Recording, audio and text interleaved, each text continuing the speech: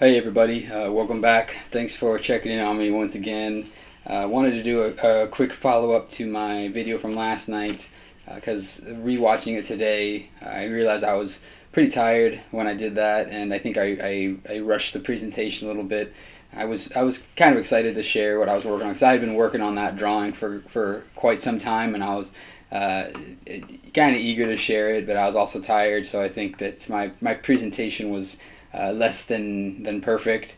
So and also going back and looking at it, the drawing itself, I definitely think there was still a lot of refining to go, and I certainly don't think that it's even perfect now, but I think it's a little bit better, and I'm a little bit more proud, I guess, to share it in retrospect than looking at the one I did last night.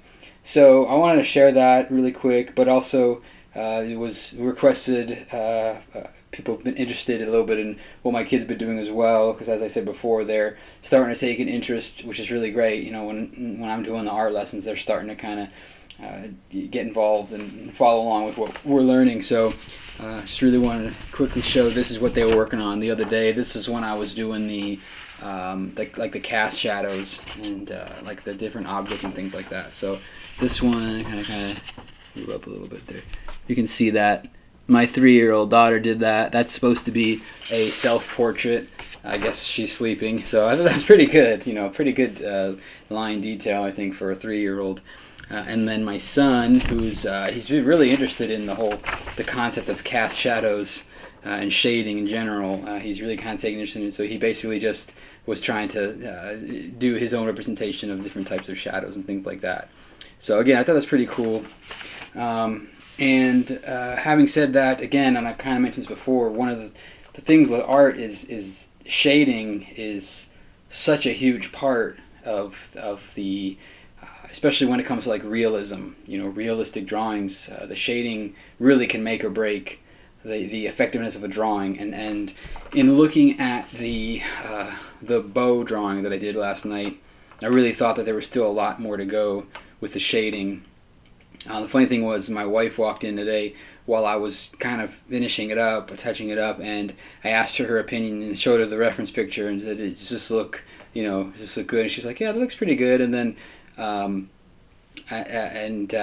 she mentioned that the beard looked kind of non-realistic, which I gave her that. I think that that's fair. I've mentioned before, like, hair is really, really hard. And he's got a big beard, so and there's a lot of different shades. He's got light sources coming from different directions, so there's dark and light, a lot of contrast. So it was definitely a difficult picture. But what was funny to me was my wife saw me drawing it, and she doesn't know she doesn't know who Beau is or anything. But I said that's my hero, and she was like, "What?" And I guess, stereotypically, I guess, like, people do. You see, looks like a redneck, and she was surprised to know that he and I are very, very similar in our beliefs and our values. So I thought that was kind of funny. But anyway, yeah. So I fixed it up, and I feel a little bit more okay with sharing it. Again, putting out there that the beard is not perfect.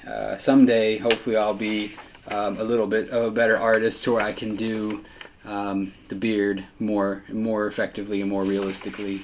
But that's I think this is better. I'm a little bit more okay with sharing this one and not just like quickly pulling it away. So I kind of like it, and I just penned in the Rule 303 quote there because it's kind of hard to see with just pencil, and I just signed the bottom and put Beau. But it was funny. I was like trying to think of like what quote to put there. I was kind of a toss up between the Rule 303 or how do they interview people? Is Beau again, or it's just thought. Y'all have a good day. Which I think they're all good. They're kind of like trademarks of his. But ultimately, I had to go with the Rule 303 because I think that's just such a fundamentally important ideology and value, and really eloquently sums up, I think, what we're kind of about. I don't know, by we I mean in the collective, like people who are trying to push for the better of society. So anyway, I felt it feels like it's kind of a representation of everything coming together. Beau being a really big inspiration for me to kind of jump into the ring a little bit and get my feet wet with my own channel, and this whole scenario being a kind of a launching point for me to kind of get back into my routines and habits that have kind of gotten thrown off by the pandemic and everything going on. So trying to get back into the art and just becoming a little bit more involved. So just wanted to put that out there, that I'm appreciative of him for what he does, and I'm a little bit more okay with sharing it now. I think the beard was a big issue. It was not dark enough the first time, and so you really have to create that contrast with the beard and the face. Otherwise, it just looks like he has a really long face almost. So, but anyway, I'll just leave it at that for now. That's my drawing. I'll be checking in with you all again really soon. My son just had his first day of kindergarten, and he's playing around downstairs, so I'm making sure that he's not yelling in a bad way. He's having fun right now. But anyway, I'll be checking with you guys again real soon. Try to jump into some other topics outside of the art, but it's been fun sharing the art as well, and I think it's good for my mental health, really, to be honest, just to kind of keep my mind sharp in different ways. So again, thanks a lot for checking on me. I really appreciate it. I hope that you guys all have a great rest of your day, and remember, don't be afraid to question the consensus.